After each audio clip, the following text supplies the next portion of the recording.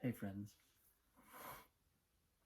I spent some time this early afternoon in an MRI machine, which is sort of like briefly traveling to space.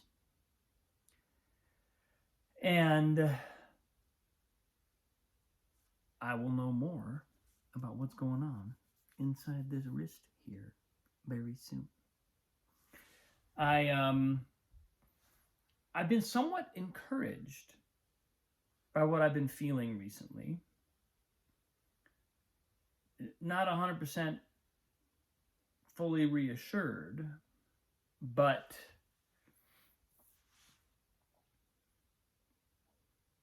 I think just because the behavior that I've been feeling in the joint has been relatively, like I was messing with it earlier today, and I felt it moving, but somehow moving a little less, or moving less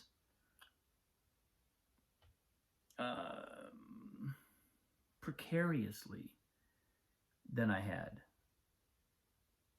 than I have been up until recently.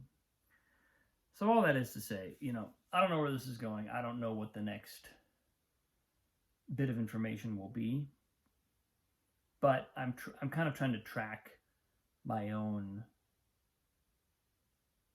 kind of psychic evolution with this process of becoming injured, wondering what it's about, thinking, feeling, having certain impulses for what it might be about, having some of those affirmed, having some of those refuted, and finding myself ultimately kind of, there's definitely some fear. There's definitely some fear about what if I discover that somehow irreparable damage has been done.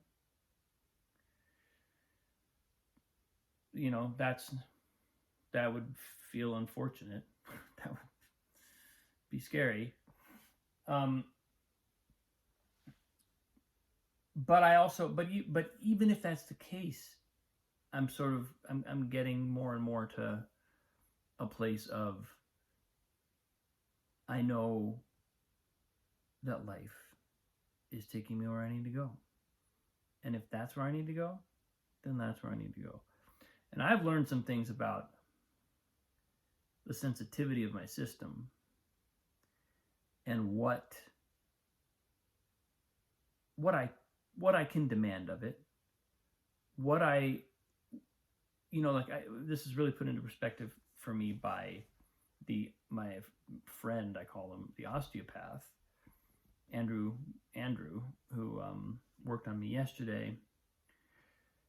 He at some point said, you really need to decide what you're doing here. You need to decide, are you developing a sensitive mechanism that is musically expressive and can channel energy and intention and movement and creative energy through your hand?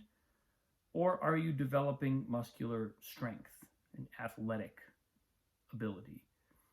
And I don't know that I'd ever understood those two things to be quite so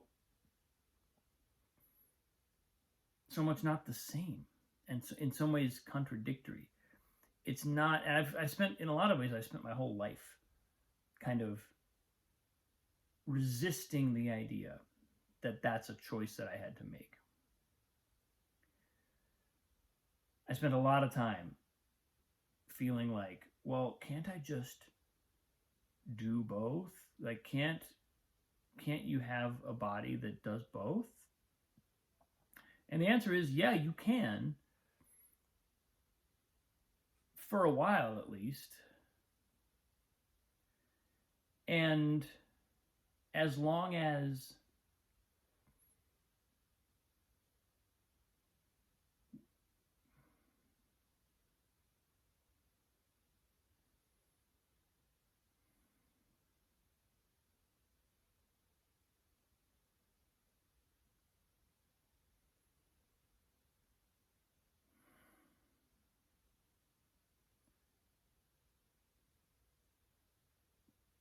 as long as the choice isn't a full one.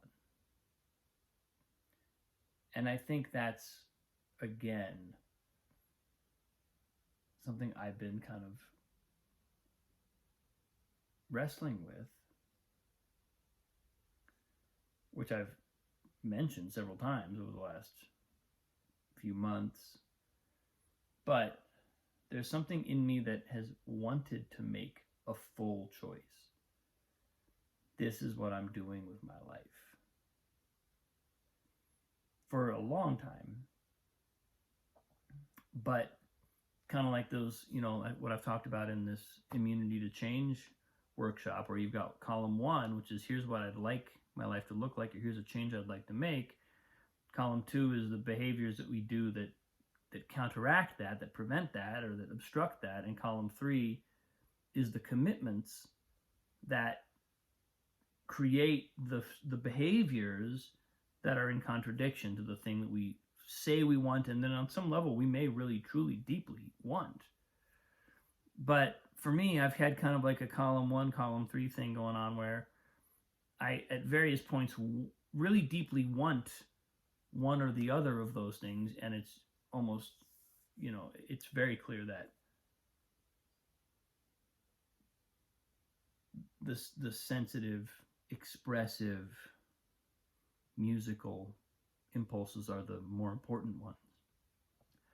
But I've had this column 3 commitment, like I also have to be athletic, because being, in some ways, being athletic was what saved me as a young person.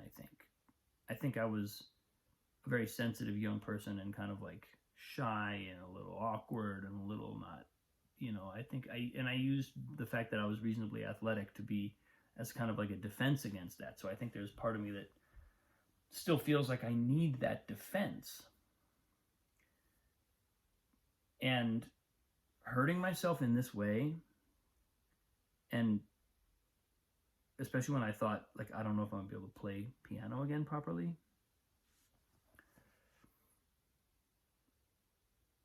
has sure got my attention.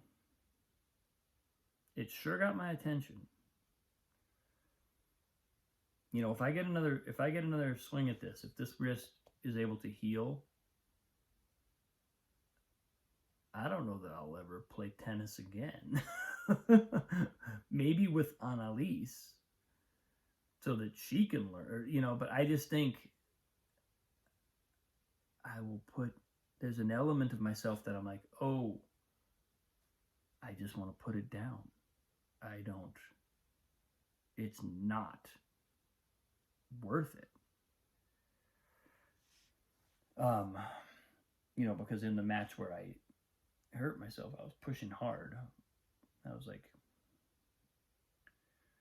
and I'm straining 47-year-old, 46-year-old at the time body to do things that I don't habitually do. I don't play tennis regularly. It's not like it's my thing. I don't know what I was thinking. But, on some level, I was just thinking, this is fun. It's fun to, like, move, get into it, go 100%. But when I have another 100% that I also like to go, and it's much more sustainable, it's much more rewarding and deep. And it's also my professional focus. Maybe put the other stuff kind of like on the back burner, right? Like maybe don't get too invested in it. So, yeah. So I'm tracking my own the evolution of my own thinking around all this too. And in a few days, I go back to see the doctor on Thursday. He will hopefully have a pristine image of my wrist, inner mechanism here. And I'll know more, and I will report back what happens, what the next steps are. But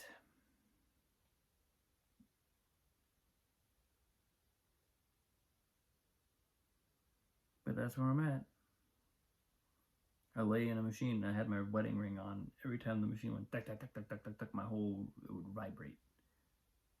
And I swear I felt the electromagnetic field. As soon as I got slipped into that thing, it was like, it was definitely like not palpable. I immediately felt it. So, you know, fun times. Thanks for watching, folks.